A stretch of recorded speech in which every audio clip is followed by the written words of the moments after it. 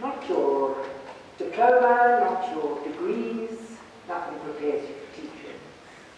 Madam Chair, honour to fellow Toastmasters and valued guests, I can only shake my head when I look back many decades to when I left university with degrees and a teaching certificate and too much self-confidence. And I have a confession to make. I happen to be born white in apartheid South Africa. I was indefensibly privileged, and in my 20s, let me admit, I was actually arrogant. So I went into my first teaching job so sure that it was going to be a piece of cake, and I have to say in my own defense that I didn't go into the equipped white schools. My heart was in the wrong place. I did go to the so-called colored school, and I wanted to do my best. I taught my heart out, and the time came for me to give my first test. When I marked, my heart fell into my boots, and I came into the staff room the next morning, and I talked to the friend I had made. Now tonight I'm really telling you about the three people, amazing, astonishing people, who helped me to climb down off my arrogant perch. And the first one was my friend in the staff room. His name was Will Genari. Genari was a reflection of his slave ancestry. He was a big man, tall, broad, with a huge spirit and a booming voice. And I said to him, Will, they didn't know this and they didn't know that, and I told them. And he laughed, and he said, let me give you a teaching tip. Don't think because you said it, they heard it.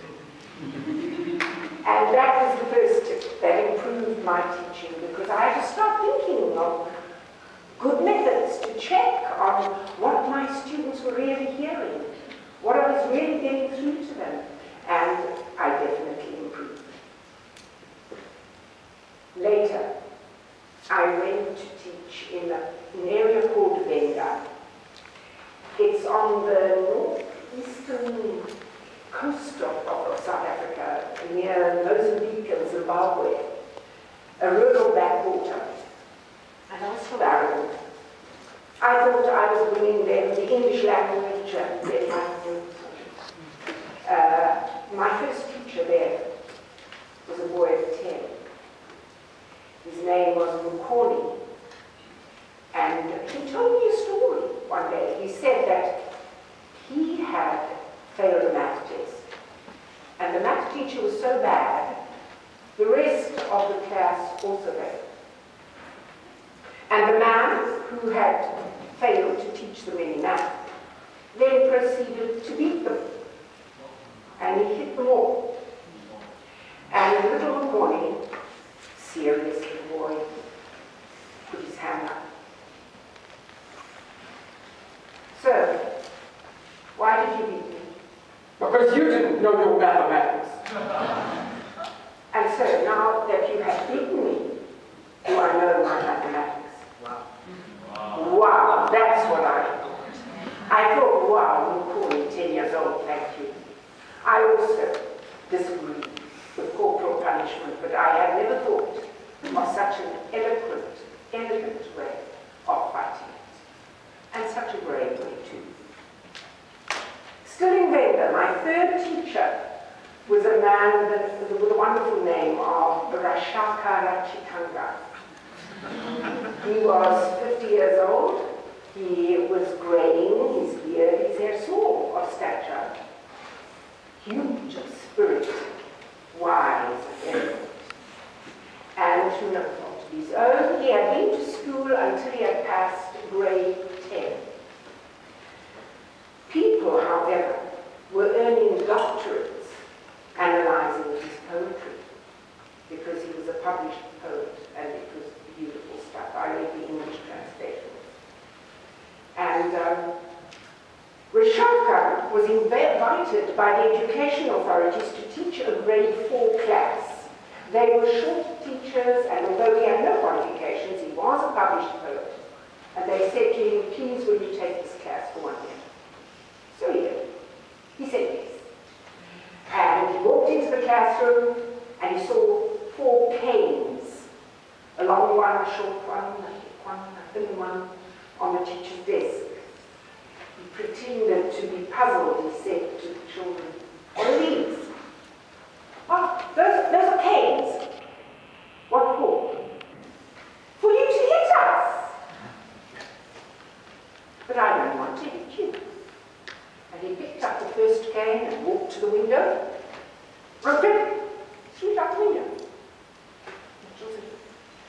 But what are you going to do when we're naughty? And he took the second cane and did the same thing with all 4 canes while he was sleeping. He said, are you going to be naughty? I didn't expect that. Oh my goodness. Why are you naughty? And they said, you know, sometimes you're naughty. And he said, well, you know, a little naughtiness sometimes could be fun. But if somebody is so naughty that I can't teach you, what should we do? And a big boy said, I hit him. And the shark said, no, nobody would hit in my classroom. And it didn't take them long to suggest that they would shove a naughty child right out of the classroom. And Rashaka said, great, until he wants to be good, then he can come back. And in the course of that year, only once, because his lessons were so inspiring, because he was so good, did he have to remind them, you said you'd help me. And they pushed one naughty boy out of the door. And I learned from him, respect your students, trust your students, give them freedom, and that made